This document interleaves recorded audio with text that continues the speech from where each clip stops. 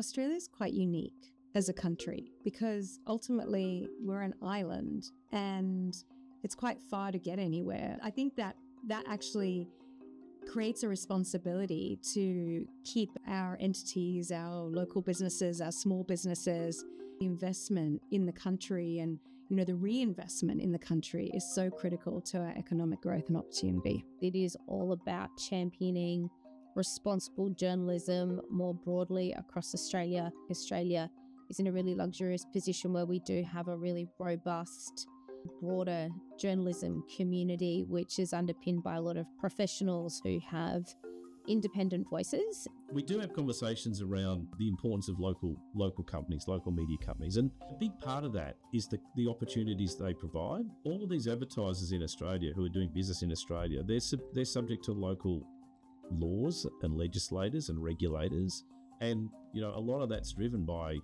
politicians and a government that needs to be kept accountable by a media, and that only exists if they're there in a sustainable fashion and able to do that.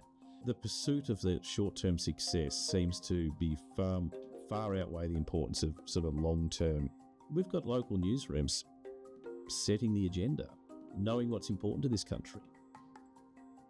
And we don't want those decisions left to big global players. It's really important for brands to show up in a news environment and make sure that what we have now is there in the future. But in order to achieve that integrity, we also need to invest in it. So in terms of, actively buying in that environment, we are supporting local journalism.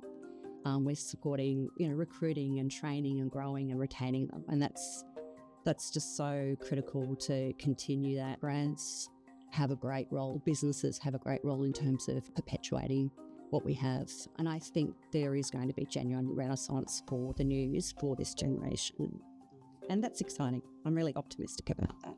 You tend to forget all the wonderful, weekend stories and, talking about the arts and whatnot. And I think we forget the important role and the truth that it plays. I said enrichment and learning about people's lives. We've probably never had a stronger Australian marketplace when it comes to be it news or anything in the media landscape. We want news about our state, our locality, our country, and we want it delivered, I think, in this country by people who know, live and breathe kind of local areas. You look at the journalists, they're local and they've got a local voice because they've got that heartbeat of what's happening in their local area. Or Australian publications have been very good at talking about Australia to Australians.